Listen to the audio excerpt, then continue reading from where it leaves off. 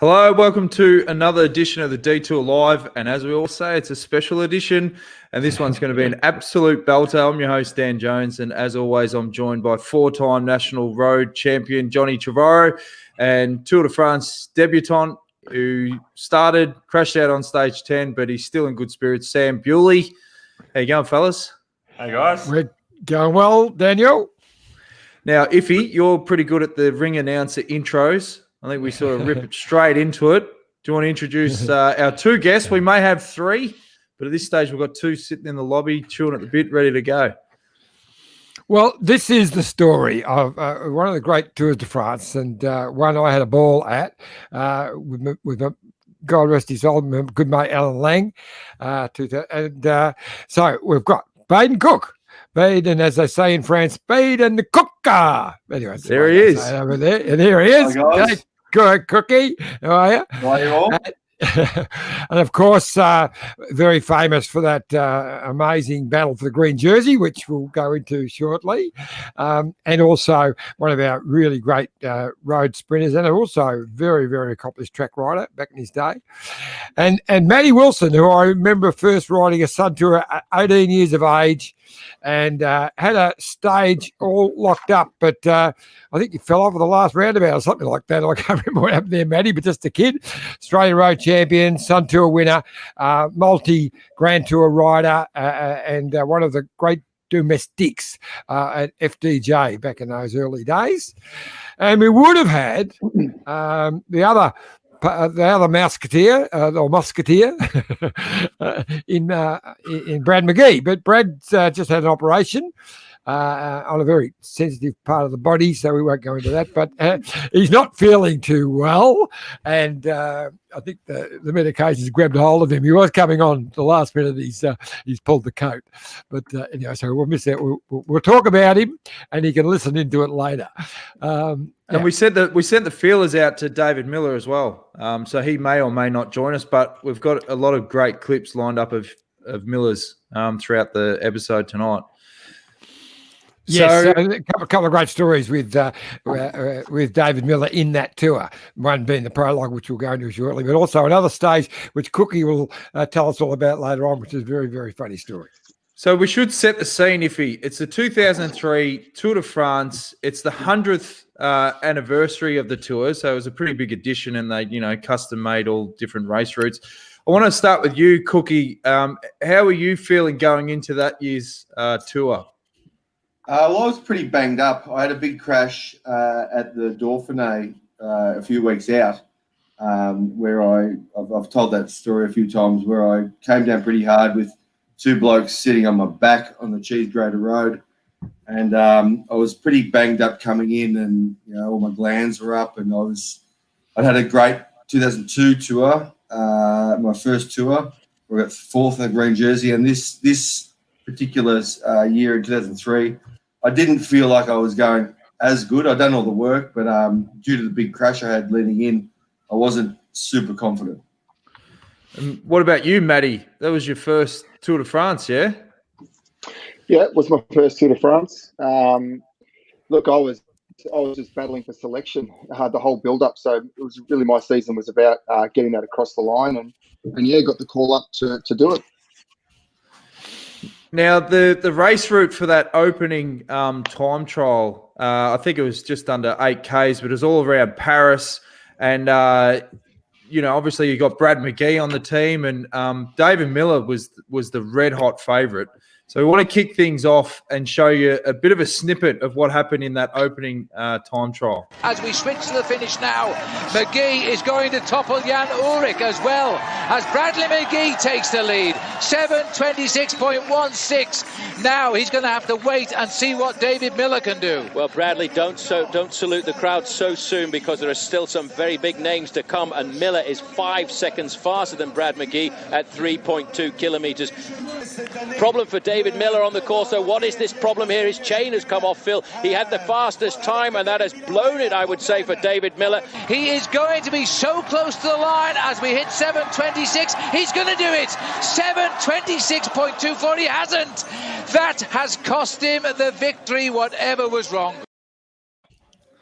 Did not get much close. Don't get much closer than that. I'm surprised you couldn't hear us cheering in the hotel room as David Miller put his cane off. What was the emotions like in the team that night, Cookie? Well, like Maddie said, because we were staying a bit outside of Paris with the team, and the prologue was right in the centre, they had rented a hotel room just for us to go back and chill out after the stage before we went to the hotel that we were staying at. And it was just Maddie and I in this about 4 square metre hotel room, jumping up and down on the bed, watching it on this little TV, jumping up and down, hugging each other, going, woo! Couldn't believe it. Well, it wasn't just. I mean, the amazing thing, we all know how big it is to get the maillot jaune, the yellow jersey, and that's what it was all about. It wasn't just winning a stage, which is fantastic and important and whatever, but it was winning the first maillot jaune of the Tour de France for that year. Now, obviously, David Miller was filthy. And this is, I don't think you'd see a post interview like this one, because he didn't really hold back. As I was accelerating, the chain just derailed, just came off and fell off. And because I didn't have a front derailleur on, I couldn't put it back on. So I had to go down with my hand and try and get it on, and it was jammed in there. So I came almost to a standstill trying to get the chain out and back on. I have faith in my mechanics, you know. If they say it's fine, I'm like, okay, it's fine. I'd been out the day before, I gave full sprints and everything. But there's also a problem with one of the chain rings we're using. We're using a different chain ring on the front, not Campagnolo. Another make, and 5 other guys in our team today had the same problem. So 5 out of the 9 guys had exactly the same problem. 3 of them had banged their knees in their handlebars where their chain came off, and it's just a hoax. So somebody's going to be getting in trouble, that's for sure. Well, while David's dusting himself down, what should have been his yellow jersey is being modelled by one of his best mates in the peloton, Brad Mcgee. Sponsors would have been stoked about that. Oh, yeah. Just telling the world that you're not using their product. At least he didn't blame them for it. But I think he didn't run a front derailleur to save weight. I don't know how much a front derailleur weighs, but I think the lesson out of that one is to go with the extra 50 grams and put your front derailleur on, then it won't fall off. Especially the flat prologue. Yeah. Now, to kick things off for the opening road stage, ITV, they do these great history packages. So I thought, why not show a little bit of this clip just to really get people fired up for the history of the Tour, and this is the 100th edition. So this is what they ran for that opening road stage. So this morning, Brad Mcgee was occupying the top photo op spot at the front of the grid when the riders gathered at the Café Réveil Matin, from where the very first Tour set off 100 years and 5 days ago, which is the perfect cue for our history package. In the days when men were men, moustaches were handlebars, and page 3 and price wars had yet to be invented, the French sports daily L'Auto hit on the idea of boosting circulation by staging a bike race. 2,400 kilometres in 6 easy stages, an average of 400k a day. But huge distances weren't the riders' only problem. If you're going to hold a road race, it's handy to have some actual roads at your disposal. But in 1903, not only were they not closed, some of them weren't even made. There were no support teams, no feed stations. Unfortunately for some of the riders, no compulsory urine samples to give either. The big drawback for the Tour as a spectacle, though, was that no one could tell who was winning. So in 1919, the race leader was given a distinctive yellow jersey. And for those of you watching in black and white, the yellow jersey is just behind the pink, which is to say, as innovations go, it wasn't much use unless you were actually lining the route. But for years, that was the only way to see the Tour. When the race returned after World War II, though, everyone got a look. 21 étapes, 100 coureurs, 5000 km, 5 millions de primes, telles sont les grandes lignes du 34e Tour de France. Newsreels turned the Tour into a summer mini-series, available in 3 weekly instalments down the local Gaumont. That, and the happy coincidence of July being the national holiday month, meant even bigger crowds at the roadside, and massive recognition for great post-war riders like Jean Robic, Fausto Coppi and Louison Bobet. As its popularity spread, so did the race into Italy, Spain and the rest of Europe. There were experiments with national teams which didn't last, and the arrival of the publicity caravan which did. More money in the race meant better support for the riders, although well into the 50s, they were still carrying their own spares. The 60s brought the first of the Tour's 5-time winners, the great French rider Jacques Anquetil.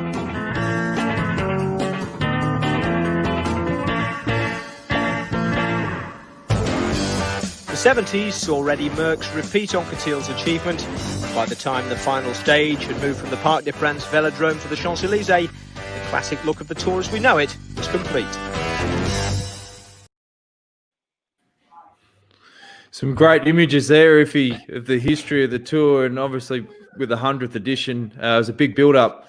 Now, the opening stage, Cookie, it was your first chance to get amongst it. Who were the guys that you guys were earmarking, and was your goal obviously to go after the green jersey that year? Well, obviously Pataki was flying at the time, so Pataki was always the red hot favourite for the flat sprints. But we knew Robbie had won the green jersey the year before, and Zabel was just coming off winning 6 in a row. So those guys were just going for the green jersey flat out. So Robbie was the main guy. We knew he was going to go for it. There was question marks about Pataki in the mountains and how actual fit he was for when it wasn't dead flat. But there was Ushoff, Tor Ushoff, there was Frere, there was Stewie, of course.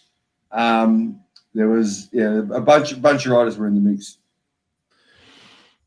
So the first stage was from the outskirts of Paris, Saint-Denis, I read here, to Mo. I don't even know where Mo is, but anyway, 168k. Gippsland. That's where all my kids were born in Maui, but this is spelt slightly different. It's the bar on The Simpsons, isn't it? Exactly.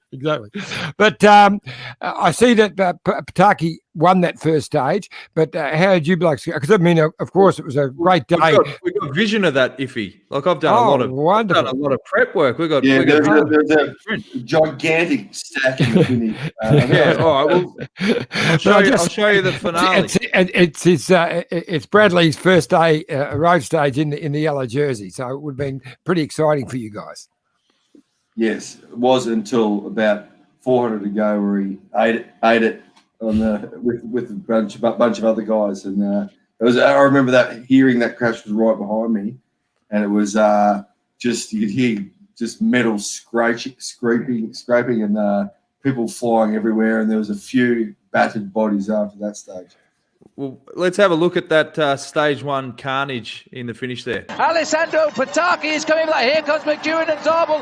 I think it's going to be Pataki on the line. Probably Bettini, Zabel, McEwen. They were right there as well. But again, Paul, a crash. And look at this. The peloton are at a standstill. Now, just to quickly tell you the rules, everybody will be given the time of the winner because they are inside the final kilometre. It was the big Kelme rider. His foot came out. He went immediately down onto the ground, and then it was pandemonium behind. You can just see over on the left-hand side there, Ulrich was caught out behind the crash as well. There he is, and he was obviously involved there, Brad Mcgee, but he won't lose his yellow jersey. He's inside the last kilometre. This rule was brought in many years ago because of situations like this in the last kilometre, so they don't lose time. The clock stops at the kilometre to go for all of the riders who are together. Where were you, Wilson, when all that happened? No, I must have been just behind the crash. I don't actually remember. But what was someone from Kelme doing up there in the sprint anyway? The funniest was I hadn't seen any of the old interviews with David Millar back then, and just how confident he was with the ITV guys. Like, this is Millar the next day chatting to the ITV team. Well, I didn't see anything. I was just chilling at the back. I knew it was going to crash, just knew it. So I was just sitting just behind all the favourites, just keeping it safe. I think every single favourite went down. It was pretty impressive. Just I was just behind, just watching them go down one by one. He's the dude. So if he stage one, going into stage two, This is obviously a big one because, well, we don't want to give away the finale, but how are you feeling, Cookie, going into that second stage? Yeah, well, I think Macca had a slender lead. Well, put it this way, I think Eric Zabel was within striking distance. If Eric Zabel won the stage, then Brad lost the yellow jersey. So I remember in the team meeting, we were discussing different strategies for keeping yellow jersey, and Brad just said, well, Cookie has to win the stage. If Cookie wins the stage, then Zabel can't take the yellow jersey off me. So we're like, oh, all right, we'll just go with that then. Well, we've got the vision of the stage 2 sprint. But I tell you, before you shoot to it, I just set a little scene here because it was actually a bit of a gnarly finish, and they had a small hill in the last few kilometres, and that was really crucial. Some of the sprinters couldn't get over it. Cookie got over it, but he was back a fraction far. So then the tactics that happened after that is intriguing. All right, well, here's the finale of stage 2. That's Damien. Here goes Mcgee. Mcgee is broken early, but he is a pursuiter. He has terrific speed in those legs. Nazon is chasing him. The lime green jersey, there's Freddie Rodriguez. He's well up there for the Vinny Calderolo team, up into third place. You can see all over the front of this main field is Eric Zabel. Mcgee has led them out, but he's not going to win the stage right now. There's a moment of hesitation. Bettini's in the middle. Oscar Freire is starting down the right-hand side. This is going to be a bolt for the finishing line. In fact, there's some confusion moving up there right now. You can see Eric Zabel in the middle. Zabel is in the middle, but Jan Kersipou is also breaking in the centre now. So too is Jean-Patrick Nazan. They're all getting in on the act here. A final dash for the line now is Jean-Patrick Nazan, who's launched himself. And I think that's Kersipou challenging on the right. And on the left now comes the sprinters too from... and he's got it. And I'm trying... Baden Cooke. Baden Cooke. I completely forgot about Baden Cooke. And he continues the happy saga of the FrancaisDesJeux.com team. Because with Baden Cooke getting the win, then his teammate Mcgee will keep, we think, the yellow jersey. It has to go to the seconds on the calculation, but what an unbelievable finish. Baden Cooke, what a win. He forgot about you, Cookie. He forgot about you. Wow. I think he was a bit surprised that I won. But yeah, there was a climb about 6 Ks to go, and Bettini lit it up. And the main sprinter that missed out was Pataki. He was going uphill like a stone that year, and he was going very, very fast in the finishes, but he couldn't get over a speed hump. So we were happy to see him off the back. We kept the pressure on, and about a K and a half to go, I was on Brad's wheel, and then got squeezed and lost it. And so I was back at about 800 metres to go. I'm about 25th place, and Brad lit it up like I was on his wheel, and then sort of realised I wasn't, and so he just balked, basically stopped pedalling, and everyone who was on his wheel thinking it would be strung out just sort of stopped, or when I say stopped, they went from doing 60 to 58.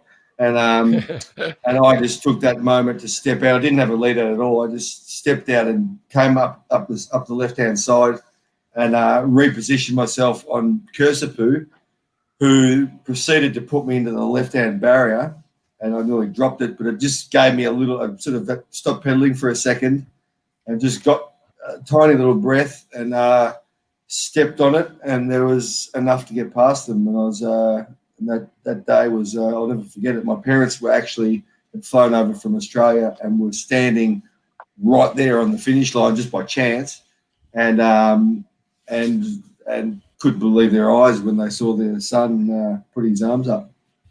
Well, we've got the post-race interviews with a very fresh-faced Baden Cooke. Oh, so many times I always misjudge the sprints and I go too early and I get past in the line, and today it was me coming from behind. I just stayed so calm and left it to the last minute, and it paid off. It's like the jackpot. An enormous amount of teamwork there for you to get that stage win and for Bradley to keep the yellow shirt. Yeah, well, normally I should have been on Brad's wheel, but coming into the corner I got swamped and lost the wheel. And so he just pulled the sprint to keep it lined out anyway. And the last minute I went to move up and someone moved, so I got on the wheel and I just worked out like clockwork. Just came through right at the right time and hit out, and it was unbelievable. 25k to go. We've all looked at each other and gone, "That's it, it's finished." But then we realised that there was some long drags, some really nasty pinches in that last 20k. And a guy who's been out there all day, he's going to have heavy legs. He obviously lost a lot of time there. So listen to this: stage win Australia, yellow jersey Australia, green jersey Australia. Everyone else might as well go home. I think things might change once we hit the mountains, mate. For the moment, though, Brad Mcgee has nothing steeper than the top step of the podium to worry about, and tomorrow he'll start in yellow for the third straight day. Maddie, I want to ask you, how hard is it when you're all got to commit to like going for a jersey, like as your role as a domestique? You hear us, Maddie? How hard is it to commit to going for the jersey? Yep. Yeah, no, like how much extra stress does it add to your role? To be honest, it makes it easier. Having a single-minded focus and one thing to do gives you a lot of purpose. You've got a job to do, and you get out and do it. It's a lot harder when it's you don't have a clear objective. So jerseys are a very clear one. And Cookie, at that time, as the journo said, Aussies were just dominating the early stages of the tour. Yeah, I think after that stage, I was in white, Robbie Green and Brad yellow, and then our other French teammate from La Française des Jeux had the polka dot jersey. So between Française des Jeux and Australia, we had every jersey, which was quite unusual, and we were certainly lapping it up. I was going to ask, with those sprints, obviously there's crashes, and there was a crash in the third stage. But how do you go being part of that washing machine? Like, to be at your best and consistently winning, do you have to have this sort of fearless mentality, Cookie, to get the job done? Yeah, every single day you're taking ridiculous risks to stay in front. You have to be aggressive. It's basically, there's not enough room for everyone. So if you're not pushing, you're being pushed. And if you're not squeezing someone, you're getting squeezed. So I had not lost my nerve since the Dauphiné crash a few weeks before. If anything, I'd scared a few people there by showing that I wasn't about to back off if I got pushed. To the point where I was prepared to go down to save my spot. But I only really had to do it once to eat the bitumen to prove my point. And at that point, people sort of stopped messing with me so much. Now, we've seen Robbie McEwen in the coverage this year, and he does, the sprint analysis with his circles and crosses and that. Paul Sherwin started this in 2003. This was his expert analysis of the crash that happened on stage 3. A lot of riders in this tour are taking some serious risks in the sprint, and one of them, I think, is René Hasselbacher. Let's just take a look at this one more time in slow motion. This is Hasselbacher here, already barging onto the back shoulder there of Eric Zabel. He sees Pataki starting the sprint here, moves across, but the two Aussies are locked shoulder to shoulder there, Cooke and McEwen. I don't know how they stayed upright. Hasselbacher goes down on the ground. I think it was his own fault. He was weaving around in the middle of that bunch. The result should stand as it is. Some great analysis there. How much did it give you the shits when these guys that weren't going to really contend for the stage were in the washing machine, almost causing mass pile-ups? Well, it is what it is. I mean, Hasselbacher was a decent rider, and it would be pretty. I would not say that he had no right to be there, because there was a time when I was considered not to have the right to be there, and I just, you can't just be told you're not good enough, don't you be there, or else you're never going to win.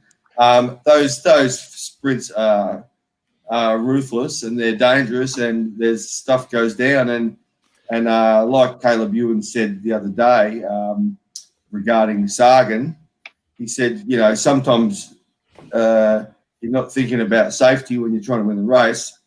I'd go as far as saying that safety wasn't really an issue at all. I was just trying to win the race. That particular day, I skidded along the gutter for a long time and clicked my foot out, and I couldn't believe I didn't go down. It doesn't look that bad in the overhead, but I had my wheel hard against the gutter, grinding on it for a good few metres and clicked my foot out to balance myself. And I think I actually still scored points that day. I think I got 13 to 14 with one foot. Now, we've got some comments coming in. Stuart McIntosh says, fun fact, Baden Cooke and Victorian Premier Dan Andrews went to the same school in Wangaratta. Was Dan in the same class as you, Baden, and a mate of yours? No, that's probably the only thing we have in common, actually. I actually came from Benalla, and we went to Wangaratta. No, I don't. He wouldn't have lasted long in my classroom, I don't think. Now, I've just got. There's one little story I've got to tell, and we're going to zip back into Paris at the prologue. So I remember I'm with our motley crew with Al and my mate Tim the vet, and we're going through this little area where it's corralled past. Where the TV crews were in there, and they were sort of barricading, and there's a lot of people trying to get through this small area. Anyway, Tim the vet notices a guy about 3 up in front. I mean, we were really squeezed in, and he noticed this guy, the wallet, jump out of his back pocket and hit the ground. So he yells out, "Hey, mate!" So only an Aussie would turn around, and the guy turns around. He said, "Your wallet." He goes, "Oh." Picks it up, and it turns out it was Ian. It was Cookie's old man. Yes. So we met Ian and Brenda. We went and had a couple of beers together, whatever, and we ended up catching up a couple of nights later and had a huge party. After that, your mother wouldn't travel with us anymore. She had too big a hangover. Fair enough. Usually pulls up pretty well. Hey, Cookie, can I ask you a quick question about the we were just talking about the dangers of the sprints back then, and they still exist now. Did you, back in those days, did you have the GC teams boxing on with the sprint teams like we do now? I mean, obviously you had the 3K rule was in place then as it is now, but like it's quite prevalent now where you get all the GC teams lining up as if they're a sprint team coming into that safety zone of 3K. Was it the same back then, or was it more just the GC guys would sit back a little bit further and you just boxing on with the other sprinters? I remember people would complain about it back then. Generally speaking, US Postal would always pull for as long as hard as they could deep into the finish, and Armstrong would always stay quite far forward. As far as pure GC teams doing lead outs, I don't think it was as much, but there were a few teams that would do it. But like I said, I mean, everyone's got their own agenda and they don't really care, or they don't give two hoots about whether they're going to upset some sprinters. So I from what I've seen on TV, it kind of looks like it's happening more now. But it was 1K back then. It was 1K. So back in 2003, it was 1K to go was the cutoff point. So if you crashed at 1.1, you lost time. So you're obviously you're up. Sorry. Yeah, I was just saying that it's definitely nowadays you're getting a hell of a lot more GC teams up there. I mean, you used to see a real shape of the peloton. Back in the old days, it was like an arrowhead, and you'd have your sprinters teams at the front and everyone would come down. And now you've got the same speed, but you just got a wall of riders riding, shoulder to shoulder at 60k an hour with all their GC guys lining up behind. So it's definitely a different dynamic now. So stage 5 was another opportunity to get some points back on McGee and Cookie, and you did that, but we've still got dramas. Phil Liggett can't recognise you in the bunch. Pataki is making the move, win number 4, but on the right it is Bradley Mcgee. Win number 4 though it is. Baden Cooke, his second, but he can't believe it. It wasn't his victory 1 kilometre out. He thought you were Bradley Mcgee, but Robbie had a crash that stage and was pretty filthy after the finish. So here's a replay of that. Well, actually, not all of the big names. Eric Zabel and Robbie McEwen weren't even there to be beaten in the sprint, and here's why. If you watch the rider in white here on the helicopter shot, it's Eric Zabel who just seems to lose it on the corner, bringing down Robbie McEwen as well as one of his own teammates.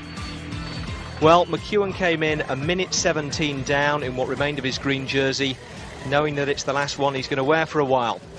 Knowing you've lost, it's one thing, though. Sharing it with the world just after it's happened is another. Do you have a clear idea what happened there, Robbie? Not a happy camper. Yeah, That so must have given you some confidence with gaining so many points. Well, I should have won that stage, to be quite honest. Pataki was, again, there was a climb about 4 or 6Ks to go, very similar to the stage I won. And Pataki was dropped. He was dropped and stopped pedaling, in fact, and his team got around him and pushed him over the climb. And I said it then, and I'll say it now, he shouldn't have been there to win the sprint, because he was going so much quicker than us on the flat, but going uphill so badly that he shouldn't have actually been there. Apparently, he took 3 teammates to push him over and back onto the wheel, and that could have been win number 2. Straight up in the week, it would have been a good way to start. Well, stage 7 saw you guys hit the climbs, and Pataki, as you said, wasn't climbing that well, so he abandoned the tour. But one guy that was climbing good was our man David Millar, and this is his answer post stage 7. Well on, David, you stuck with the pace. How did you feel? Oh, terrible. I blew up at the top of the climb, seeing stars. I wish I had some food in my pockets, otherwise I'd have been dead, but... Lucky for their food. Lucky they put pockets on those shirts. So, Wilson, was your role, once you hit the mountains, just obviously to get around Cookie and to help out? It's all about the time cut. So obviously people, that might not understand how it all works. What happens with you guys out on the road? Are you just calculating times and setting a reasonable pace? How's it all work? Yeah, basically it's just trying to get through those stages as easy as possible to recover and go again the next day. And I think the other thing to remember back then in green jersey was every single day. So nowadays you've got one green jersey sprint, which is somewhere in the stage that you've got to work towards. But we had lots of sprints out in the road that we had to be thinking about. So then we get to stage 10, and it's all about there's another sprint opportunity. Someone went up the road and they won the stage, but there's these massive battles going on behind, and you're able to reel in the assistance of a Scottish hero, and you can probably guess who it is. There's a theme here, is David Millar. So let's have a look at the sprint for the points on stage 10. And you can see now the boys in white are trying to lead out Baden Cooke. Also trying to get involved is Freddie Rodriguez as well, his team. The green jersey, though, of Baden Cooke is having to launch this one now. David Millar looks as though he's going to give a perfect lead out here to Bradley Mcgee as they head up towards the line now. It is David Millar of Britain doing the lead out, followed by Bradley Mcgee and followed by the green jersey of Baden Cooke. Now Robin McEwen is going to have to profit from this. There is McEwen still dodging amongst the wheels, wanting to keep riders away from him. Eric Zabel is also there, and Mcgee looked to see who punched him then. It was Eric Zabel who pushed him out the way. Zabel is still on the wheel of Freddie Rodriguez. This is going to be, in fact, I think that is Roman Weinstein who's got back there. But as they lead towards the line, 300 metres to go now. This is the final lead out for Baden Cooke, and Zabel has got Baden Cooke's wheel, and then comes McEwen is on the left. Cooke is making determined finish, but look at Robbie McEwen as he puts it to the line. McEwen and Cooke, and I don't know how they are going to split them. Well, when they were split, the decision went to Baden Cooke, who picked up the 16 points on offer for 10th place. Robbie McEwen got 15 for 11th, and he now trails Cooke by 9 points in the race for the green jersey. All the big names, Armstrong included, finished in the bunch, along with the Tour's new freelance lead-out man, David Millar. Afterwards, we asked him what on earth he was playing at. Well, Macca and Cookie are two of my best friends, so I thought, why not? Thought you'd work for someone else for the final few hundred metres. I was holding 70 k's an hour on that straight. Probably one of the fastest lead-outs ever had. So. With me and Macca, they don't come any faster. Me and Macca leading out, guys. So, yeah, that was good fun. I enjoyed it. He's a legend. I'm loving these interviews. They looked like there was a bit of argy-bargy. Was Robbie getting pissed off that you now got assistance from guys like Millar? I don't know if he clued on what was happening, or he had, but there's more to this story. So in the first intermediate that day, which came after some ridiculous. It was really, really early. It was something like 9Ks into the stage, which is just rude. So we basically got on the front at the start of the stage and started riding full gas. And we came into this little village, and I would always ride a bigger gear. I'd ride a 54 chainring, and I always would hit out early.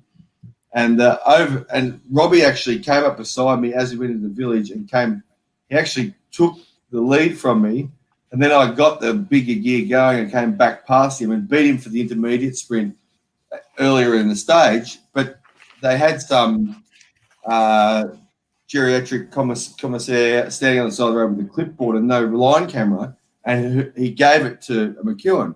And I swore black and blue that I won that sprint, and I've had it out with Robbie since then. But it's a fairly big difference if it's 5-3-1. Mate, I've got vision of that. I have vision of that, Cookie. This is how well prepared I am for this show, mate. Let's have a look at that sprint you're talking about. Baden Cooke confirmed today that he's made the transition from stage win seeker to serious challenger for the points title, and he was still looking for more points after the race was over.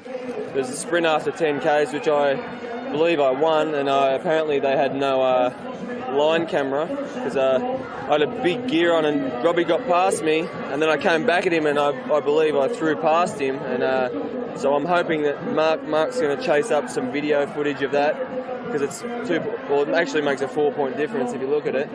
So I was sort of stewing on that all day, and lucky I got the points here. Well, I must say, I think Baden Cooke's got a case. He's on the right in this replay in the green, and he does seem to edge out Robbie McEwen. Unlikely, though, that the commissaires will reverse a decision made out on the road. Edge out! You won by half a wheel. Yeah, I most definitely won it, and because as soon as we went across that line, it went straight up a hill, and I was like sucking air through my, trying to suck any bit of air back into me. But I was on the radio saying, "Good job, boys, we won it." And then it came through McEwen, Cook, blah blah blah, and I'm like, no, 100% I won it. And so I was furious, and then I was banging on about it all day in the radio, but I was expecting them to reverse it at some point. And then Millar said at the end of the stage, I'll jump in and give you a lead out, blah, blah, blah. And, once again, I beat him again for the second time in the day. But this point, the point difference at the finish was only a 1-point difference. It was a 2-point difference at the intermediate. So I actually lost points for the day. And I was not happy. Anyone would think this was going to go right down to the last sprint of the last day or something. Well, the thing was, the last sprint on the tour, where if I had have lost that sprint, it would have changed my life. But in actual fact, I should have had a 4-point buffer, and I should have won regardless. So why didn't they? They've got the vision. This is the stupid part. They had the vision. You clearly won it. Why couldn't they overturned it? Doesn't make sense. I went in hard. I was yelling and carrying on like a pork chop, getting them. I was saying, get some vision. I won it, and they said, no, but they've already decided on it. I said, well, get them to change it. Like I won it, and I knew that I wasn't just going to walk away with it. I knew that I had a battle on my hands, and I wanted every single point. And I was leading by something like 9 points at this stage. Yeah. So a 4-point difference is quite substantial. So as we can detect, this green jersey battle it's getting fiery. So stage 11, here's the sprint, and unfortunately Robbie, he's fired up as well. Baden Cooke, he wants the 9th place finish for the big points, shoulder to shoulder with McEwen. These two riders, and McEwen got it this time. Revenge is sweet for Robbie McEwen. He pips him on the line. So what were you thinking when Robbie is starting to come back? What was said after the finish? Was there any trash talking?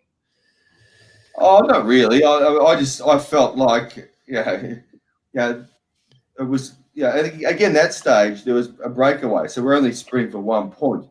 So the day before's daylight robbery, where we got that victory in the intermediate, was worth a lot more than those two was worth more than those 2 finishes. So where you're doing full lead outs for those. But I don't know, we're trash talking because I mean Nick Gates, who's also a great friend of ours, was Robbie's sort of lead out man, lieutenant.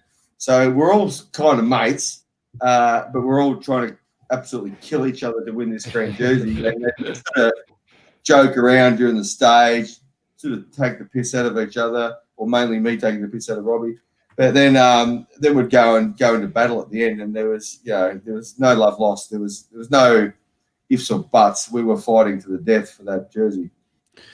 So here's the sprint on. So you've got the mountains. It's all pretty tight, as you said. There's only sort of 9. Oh, well, there's less than 9 points in it now. But here's the points after stage 17. He's sitting on the wheel now of Baden Cooke. Now, Brad Mcgee gives the final lead out. Then it is going to be Cookie. Cookie goes. He's taking with him McEwen and Zabel, the top 3 sprinters of the race. Now, who can get up? And again, McEwen is showing he is very, very fast. Robbie McEwen on the line gets him, and he'll get it off Cooke and Zabel.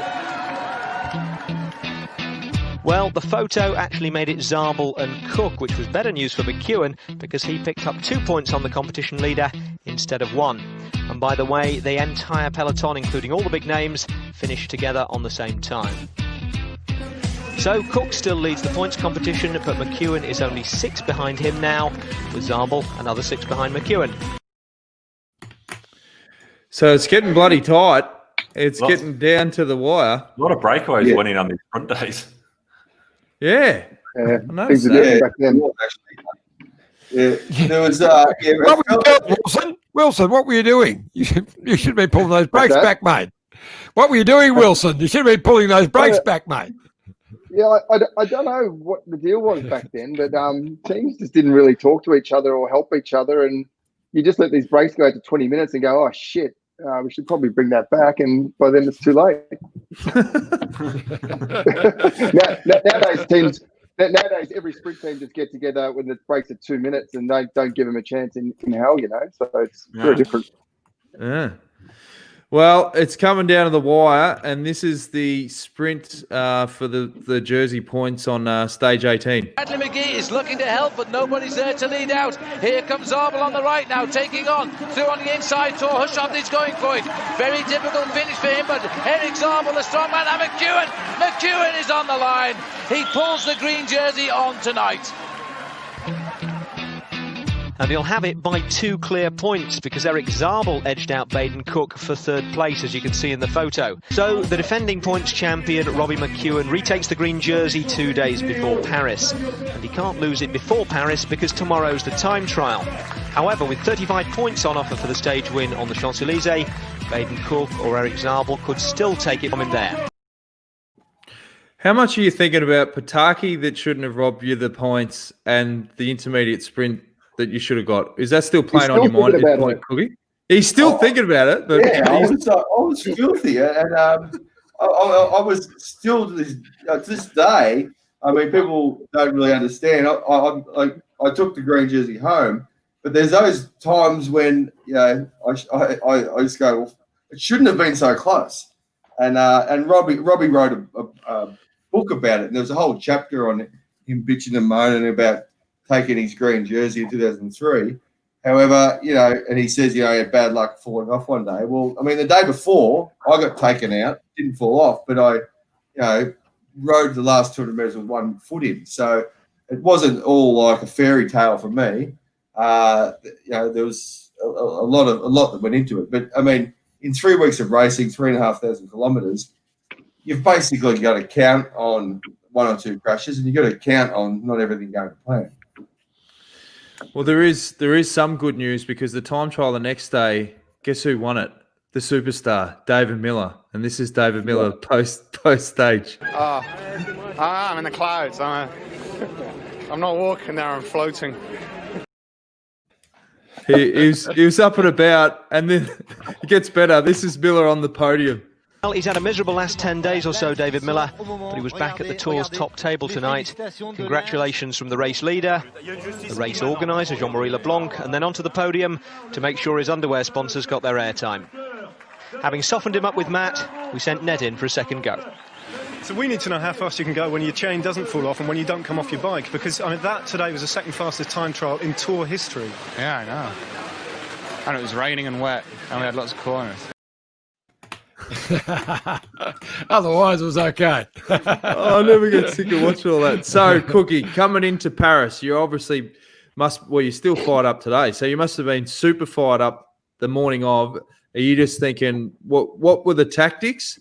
And obviously the emotions, you're pretty G'd.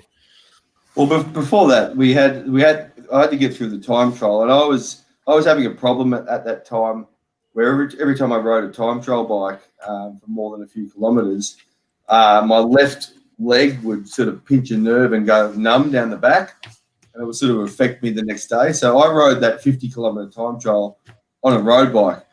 Might not sound like a big deal, but if you've ever done a 50-kilometre time trial, it's a lot less aero riding the road bike. But I opted to do that, but I had to push pretty hard to stay within the time limit.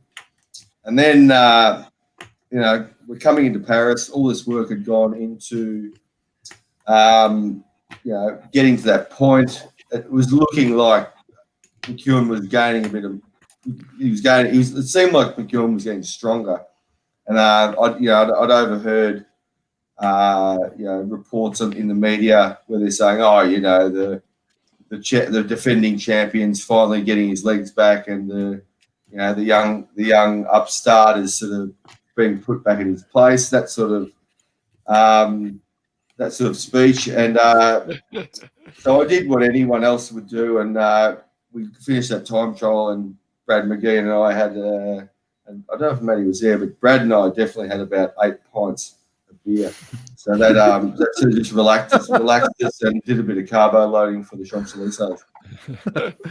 Well, here's hang on, I've got to tell my little story of that last day. I'll clean it up and make it as good as I can, Cookie.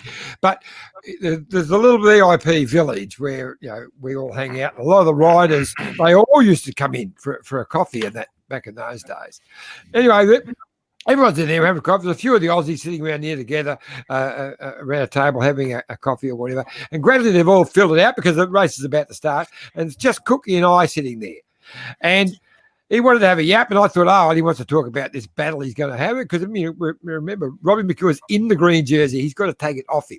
So, me being an old road sprinter, I'm thinking Cookie wants to talk to me about that. He says, no, but he was more interested in talking about a couple of the podium chicks that he had his eye on. And if he could get that green jersey, it'd bode well for him that night. So, he got the green jersey, but I don't think he ended up getting the chick, Cookie. Chicks. We did. No, because the two podium girls have been the same all the way through, and I'd grown quite fond of them, and I thought if I'm ever going to have a chance with these pretty girls, it'll be probably now that I've got the green jerseys. So I had a chat to them after the stage, and they weren't interested at all. quite a knock to my confidence at the moment. Well, actually, in my defence, the Tour de France had just implemented a new rule that the podium girls couldn't frolic with the riders anymore. So I'm just putting it down to that. Like COVID. Yeah, that's right. Well, let's have a look at the first intermediate sprint. So as you saw, Robbie's got a 2-point lead, and there was there's 3 sprints on the final day, which 2 intermediates in the final. Yeah. All right. Well, let's have a look at the first one. Well, it looks as though Cook might take this and level the chucker, because I don't think he's got it. Robbie McEwen hasn't. So Baden Cooke first, Robbie McEwen second. We are now equal on points. If the race were to end at this moment, Baden Cooke would win because he's the only one to have won a stage of the race. And don't forget, just coming across line in the third place position there as well was Eric Zabel. Well, this has been one of the closest battles in recent years. Cookie seems to have recovered for this last day on the Champs-Élysées. The excitement will be in his legs. That is a very hard sprint at the top end of the Champs-Élysées. People think that this is a flat avenue. It certainly is not, and Cookie got that one right this time. What what was the chatter in the bunch? Because this hadn't happened before. Like, there's all this battle going on for these intermediates. Like, and then when you're going back to the bunch, normally they're obviously thinking about just the final sprint. But could people feel the tension that was building? Yeah, well, as per tradition, US Postal, who had the yellow jersey with Lance, led onto the Champs. It's usually quite a traditional. It was just tradition that the team leading the race leads the peloton onto the Champs-Élysées. However, we had an intermediate sprint a couple of kilometres later, so we sort of came flying up, and we had all hands on deck for the sprint, and had a full blown sprint train. And I just had to go past Lance and these guys who were sort of just taking it all in and enjoying the victory, and had to just rip it up to 60 kilometres an hour up the Champs, which of course they understood, but I'm sure they would have liked to just sort of cruise around for a few more laps. But that first sprint was quite interesting because we wanted to, obviously Robbie always had more acceleration than me, but I was sort of at my best when the pace was at maximum speed for as long as it could be. So we decided to take that sprint on early and really wind it up as hard as we could. And as I was as Brad was, as I think Carlos de Cruz was in front of me, and Brad swung off with two people to go, and he sort of came drifting back, but he kept the power on. And as obviously on the Champs-Élysées, it's pave, and I went down the gutter side where it's a little bit smoother, and I saw Robbie was just going to come through the gap with me underneath my rider. I just clutched for a millisecond just to frighten him, to make him think that we're going to try and box him in, which we weren't. So I just clutched, but he was being so cat-like and so agile on the bike. He's sort of seen what was potentially going to happen, which wasn't going to happen, but we tricked him. I sort of did a bluff. I sort of stopped pedaling for a millisecond to bluff him into thinking we're going to box him in, but then I just went, and that sort of was enough for him to deviate out of the danger, but he lost a bit of speed, and I got him on that one. Well, here's the second intermediate sprint. Mirror approach the line, which we looked at last time they come. Here comes the launch by Bradley Mcgee. Cookie is waiting as long as possible. This time, McEwen has gone earlier, and he is a much faster finisher than Baden Cooke. And this time, Robbie McEwen is going to say, now this is how you win a sprint. And when he does it, Paul, it's too easy. As they say in French, excusez-moi papa, but that was unbelievable. He accelerated. You see, they were very clever here. They were trying to force McEwen to go up through the inside, then they would block him in. He said, no thanks, guys, I'm going straight down the middle of the Champs-Élysées. He's got the kick, he's got the acceleration, and he's got the guts of a true champion. He wanted this win, and Baden Cooke just bows his head down in submission. And I think probably Eric Zabel got third. Well, now the score will be 188 in favour of McEwen and 186 to Cooke. Were you still... I bet you he's wishing he didn't win that sprint by 5 lengths. Thinking that. Maybe saves a bit more energy for the finish. At this point, are you still thinking, I should be in front? They still robbed me of those bloody points. Yes, I was. Really? I still am. That's the first thing I'm thinking. I should have been in front still. So, Iffy, what was the mood like in the media centre when all this is going on? Oh, look, it was amazing, really, because remembering it actually had happened once before, and it happened to Stuart O'Grady. Stuart O'Grady had the green jersey on onto the Champs, and Zabel took it off him about 3 years before in that last stage. So I thought, Stewie's a mate of mine, and so Cookie's a mate of mine, and I really wanted him to win it, and I'm thinking, geez, I don't know if he can beat him in this last one. I knew it was going to be a great finish. And I remember going back to that sprint where you guys, about 4 or 5 stages earlier, when you got the line, and then as you just beat, the one you just beat Robbie in, but he gave you the headbutt right as you hit the line. And I thought, this is going to get interesting. And it certainly did on the last one. How old were you at this 2003 Bulls? 2003. I wasn't born. How many years ago was that? I don't know, 17. 17 years ago. 17 years ago.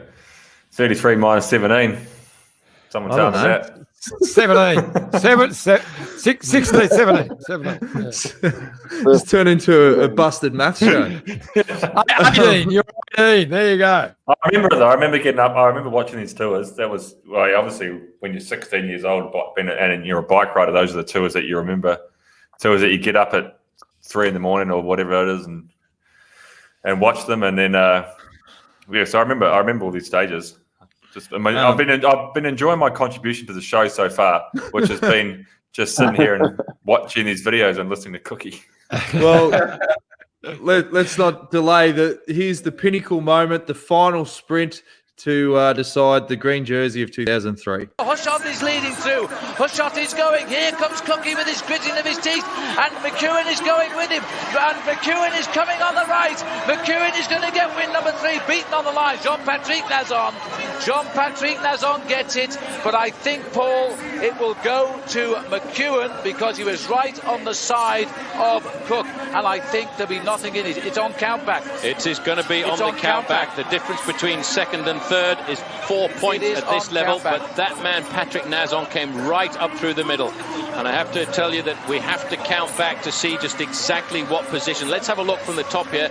This is Nazon here who's charging up to the line. Thor Hushovd is leading the sprint out. There you've got Baden Cooke coming around the outside, then all of a sudden it's Robbie McEwen.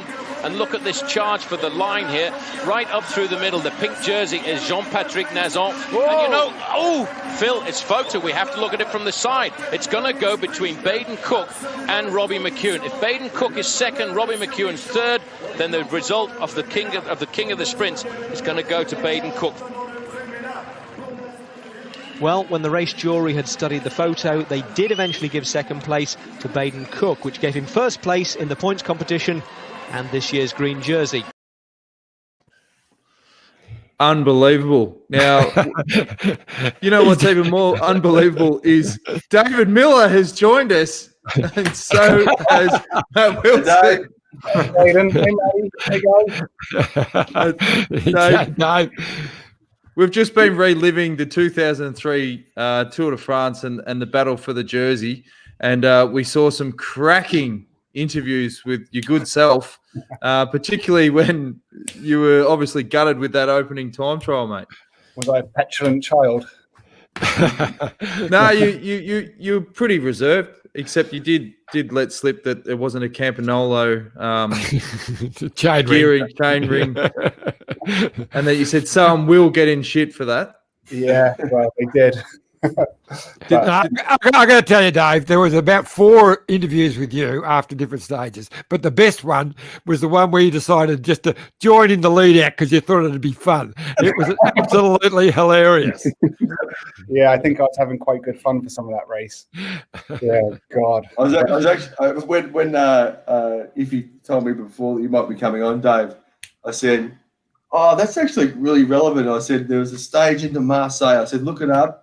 I said, we're just coming into the finish this day, and Dave's chatting to us. We're just sort of a bit of banter out in the road, and he's going, "Oh, it looks like fun. You know, that lead out you do looks like fun. Do you reckon I could jump in?" And we're like, "Hell yeah, jump in."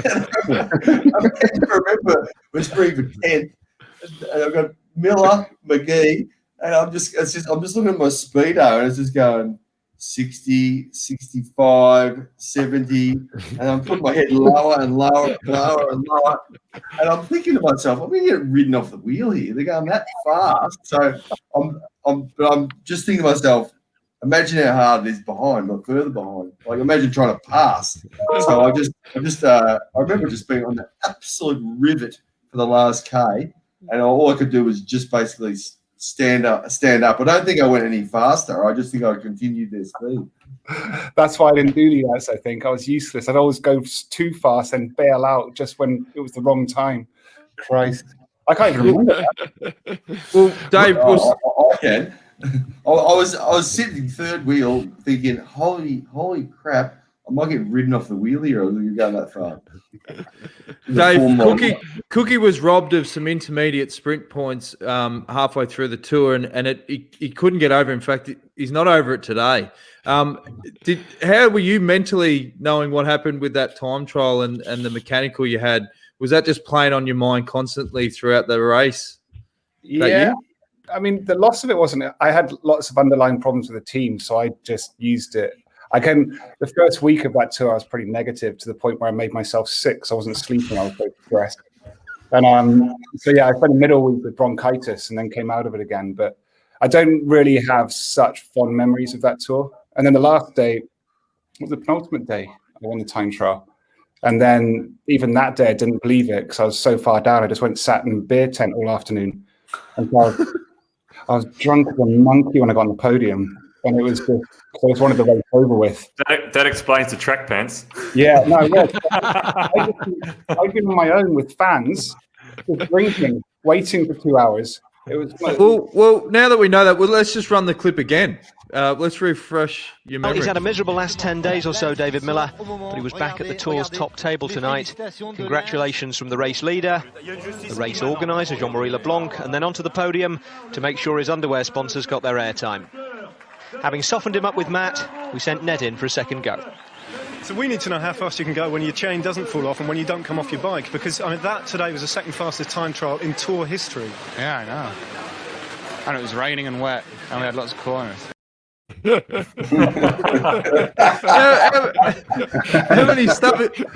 What was it like when you come to the realisation you'd won the green jersey, mate? My family had come over for that tour, but by this point we're already back home, and they were having a sort of a Champs-Élysées party back in Benalla where I grew up. So I just sort of couldn't believe it, even though since the year before when I was fourth in the green jersey, I was telling everyone I was going to win it, and the whole race I was acting like it was mine. But I still couldn't really believe it when I actually stood up there on that podium and pulled it on for the final time. The first thing I did was call my family back home and was just beside myself. And basically, there's been my life up until that day and my life since, and it was a life-changing moment for sure. Well, we've got vision of the podium and what you like with the ITV guys. Meaningless, of course, in the grand scheme of things. Unlike Baden Cooke's second place, this was only his second Tour de France, and he was seen as very much the junior entrant in the points competition. But with the help of his team, he's taken it off Robbie McEwen, which will be a great battle again between the pair of them next year. Here he is with Ned. You didn't expect that, did you, perhaps? Oh, I thought it was going to be close, but I thought, Robbie's been so good over the last 3 days. He's beaten me most times we've lined up, and I just was going to go out there with no pressure today. The team told me they didn't care if I won or lost. They said I've already had a good tour.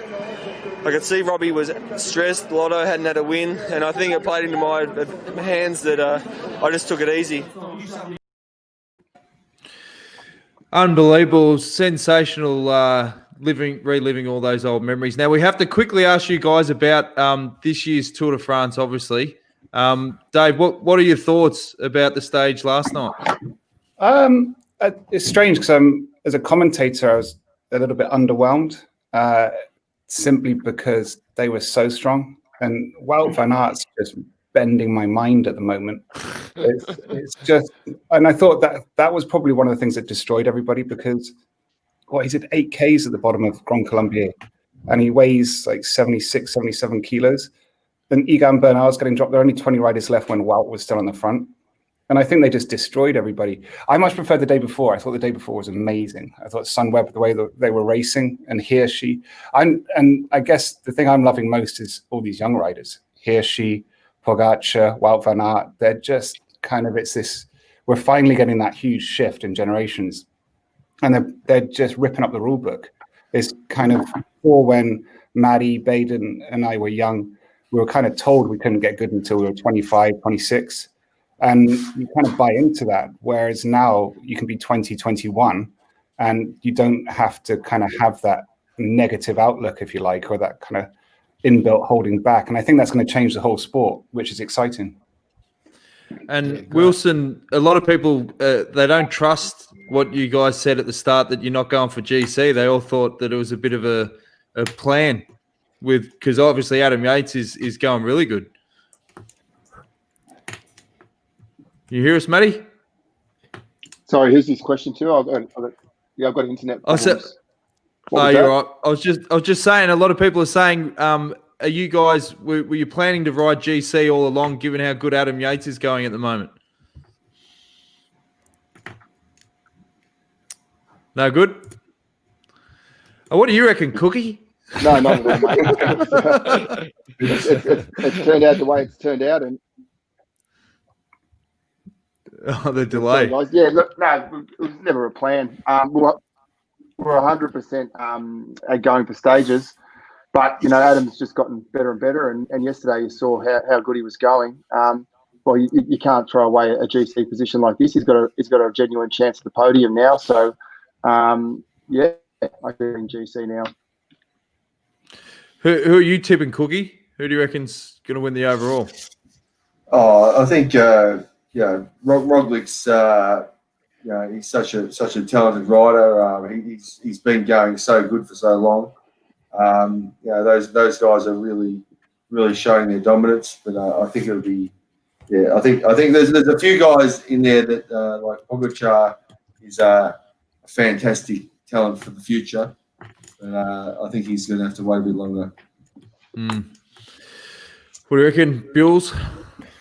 I reckon Pogacar is going to nab another 25 seconds somewhere between now and the TT from Roglic through time bonuses, maybe at some finishes, maybe just expose him a little bit on one day. So I reckon Roglic will be leading going into the TT by a smaller margin than he is leading by now, and then she'll be all to play for in the TT. Yep. Well, it's going to be on for young and old, that's for sure. We really appreciate you guys coming on and joining the show. It was great reliving some of the old memories. You got anything to add before we let the guys go, Iffy? Well, I think there's two things that we're quickly like to talk about because we've got the green jersey man here. I want to hear what Cookie thinks is going to happen in this last week for the green jersey, because it's really going to be down. Those intermediate sprints are going to be so important, and where they're placed in the stage each day. I certainly wouldn't want Peter Sagan breathing down my neck with a week in the mountains to come. That's just it's very, very hard. He can climb when he really wants to. He can climb with the best 30 guys, and that makes it very hard if there's a climb at the start of the stage and then these intermediate sprints at the end. And then on a lumpy day, if he happens to get up the road, which he's very capable of, and then actually scoring points at the end of the stage as well, he can close a big gap very quickly. I still think Sagan can win. Yeah, I think there's only stage 19 that he could get points at the end. The other three stages are monsters. But I think all the sprinters, other than Sagan, are going to have trouble on stages 16 and 18. And they're going to have trouble making the time cut. They're going to have trouble making the time cut, I reckon. Yeah, well, there's that as well. You've got to get there. We saw in the past few years with Kittel and there's riders that was getting right to the finish and then not being able to make it. So there are anything can happen, and generally speaking, Sagan just gains momentum at the end. He knows he can do it. He's got a deep confidence in himself. And I wouldn't like to be betting against him. Dave, how are they holding up in the Ineos camp? Obviously, it was a pretty disappointing day yesterday, and there's a lot of talk about, they should have bloody picked Geraint Thomas, given how good he's going at Torino. Yeah, I don't think they should have picked Geraint because he's likely going to go and win the Giro and save their year. I think they just came in overcooked. The one thing you can count on with Ineos is they're going to go away from this and learn and come back all guns blazing. And it's a migration for that team. More than a transition, it's a migration from one group of riders to another. It's moving from being very, very British-centric to international and kind of looking towards the next 10 years. So I think probably the best thing is Jumbo-Visma challenging them. I mean, they're outdoing them in all marginal gains, and I think it happens to every great sporting kind of legacy. They have this period. I mean, I referenced recently The Last Dance, the Michael Jordan Netflix thing, where it talks about that kind of team and the kind of how hard it is. Even when they're at their best, you have to at some point shut them down. And I think that's what's happened with Froome and G. They're kind of just having to make the hard decisions to prepare for the fact that they are about to hit the descending spiral. So I think next year they'll still be transitioning, migrating, and then 2022 they're going to come back just dominating again, probably. Well, Bills, you were asking Rowie about that on your social distance podcast chat about how hard it is to stay at the top. Yeah, that's right. And he said, what he said was, when you win the Tour de France for so many years in a row, you can basically only fail, because if they go there and win, everyone's like, oh, well, that was expected. They've been doing that for the last 6 or 7 years anyway. But if you lose, then all of a sudden, now it's this huge, not quite yet a huge news story, but certainly getting to the point where people are going, oh, yeah, the rain's over, and that conversation's definitely going to happen. Yeah, but like Dave says, it's great. It's actually great for the sport to have a couple of, not just to have that one team dominating the Tour de France now. And it's an awesome tour. Like, obviously, Roglic is looking certainly the strongest at the moment. Pogacar's nipping away at the heels there if he hadn't lost that time in the crosswinds. And then the race for the third spot on the podium is going to make for an awesome last week. I mean, you got Yatesy, you got Uran, you got Lopez, you got all these guys, Richie, fighting for third place. So it's going to be a bloody great last week. Yeah, I think I think there's 6 people within 35 seconds or something for that third place, and that is going to be a wonderful battle. And Richie, I think, looks the strongest of them. Yep. Well, we'll have to wait and see. All right. Well, Wilson's already checked out. His internet's so good. Really appreciate you coming on, Dave, and all the best for the commentary on the last week. And thanks, Cookie. There were some bloody great stories, mate. And as you said, the green jersey, it changed your life. So you should look back with some pretty fond memories, even though you should have won by more points, mate. You were bloody robbed. Great talking to you guys. Thanks for having me on. Got you, boys. Thanks, fellas. Yeah. See you, mate. Oh, how good was that? Reliving all the old memories. There's some great footage there, eh? Oh, yeah, it's awesome. Oh, we're still live. Sorry. We're still live.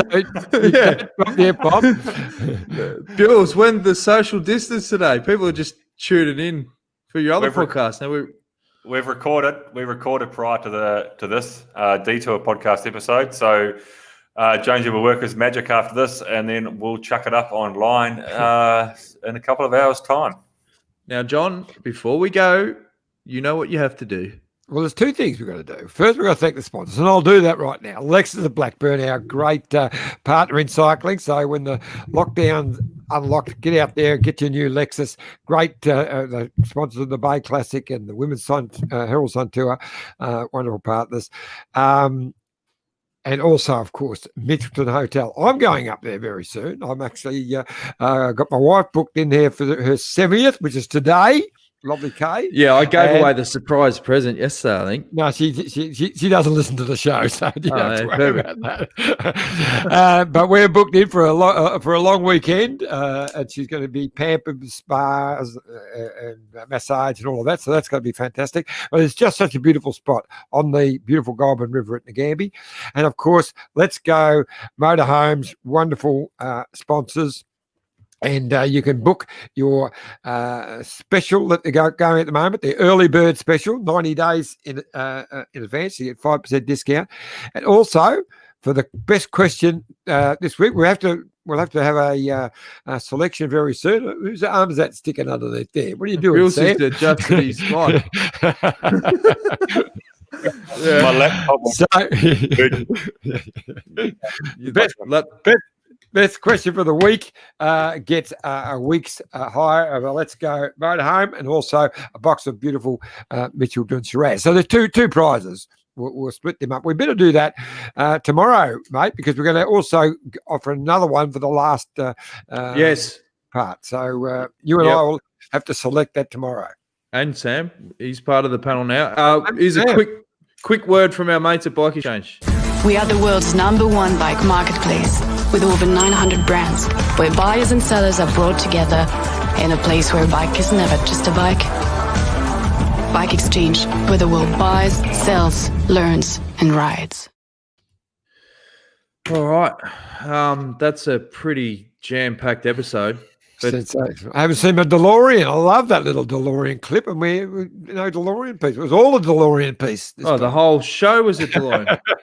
Yeah, that's right. Yeah, it's great footage there. I enjoyed watching those videos.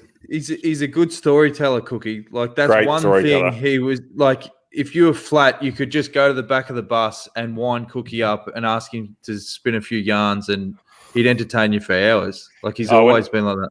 When he was the first couple of years on Greenwich, when he was on the team, we'd spend hours at the dinner table listening to Cookie's stories. Oh yeah. Was there anything? What was the key things that popped out from those inside spills for you as a current day rider? From the videos today. Well, the number one thing for me was the fact that how the sprinters didn't win many stages then. Like, I mean, it's very rare that someone wins the green jersey. Okay, Cookie won a stage and Cookie won the green jersey, but like we saw there was, Robbie could have quite easily have won it on that last day as well, and he didn't win a stage of the tour. So it's very rare that you see a green jersey winner not win one or multiple stages at the Tour de France. I mean, I couldn't believe the fact that they were rolling in these massive bunch sprints, and I was watching the footage that you were showing, and this huge lead out and big field sprint, and they cross the line and no one salute. And I'd be like, why aren't they saluting? Oh, someone 21 minutes up the road, or someone 8 minutes up the road. I mean, it doesn't happen these days. If it's a sprint stage, it's a sprint. Breakaway's got no chance. Yeah. And what popped out with me is just how dirty Cookie was with those incidents. Like, obviously it would cook you, but like how even to this day he's still filthy that, because you saw the replay, like with that intermediate, like he clearly won it. But the fact that it had to come down to the wire, like it's pissed him off. I like it. Love that he's still herding on it. 17 years later. Yeah, they showed the great overhead of that clash between Robbie and Cookie, but the actual front-on photo was a bloody ripper. It was right on the line, their heads together, and there really only was, a couple of tyre widths. It was really close, but fantastic finish. It's such an iconic photo, isn't it, Iffy, that one? Yeah, it is a ripper. Yeah. All right, well, that pretty much wraps a jam-packed show. As always, now we have to ask people if you want to get amongst it in terms of getting notifications and so forth, subscribe to the YouTube channel and turn on notifications and leave comments and likes and shares and stuff, and that will actually help spread the word of the show, and it'll come up more often in search results and things like that. So if you can do that, we'd really appreciate it, and then you won't miss an episode moving forward. Anything you want to leave the viewers with, Iffy, before we go? No, I did get a message from Cookie from Bradley saying that when he feels a little bit better, he's going to come on and have a chat with us before the tour's over. Yeah, perfect. And potential guests this week, we're going to chat with Brian Nygard. He's going to dial in from California, and we're on the hunt for some pretty big names. We could have some belters by the end of the week. One of the best bike riders in the history of the sport we're working on. So just got to stay tuned. But anyway, thanks for joining us, Buells. Thanks, Iffy. We'll see you all again tomorrow, 7:30 Australian Eastern Standard Time for the Detour Live. See you then. Night all.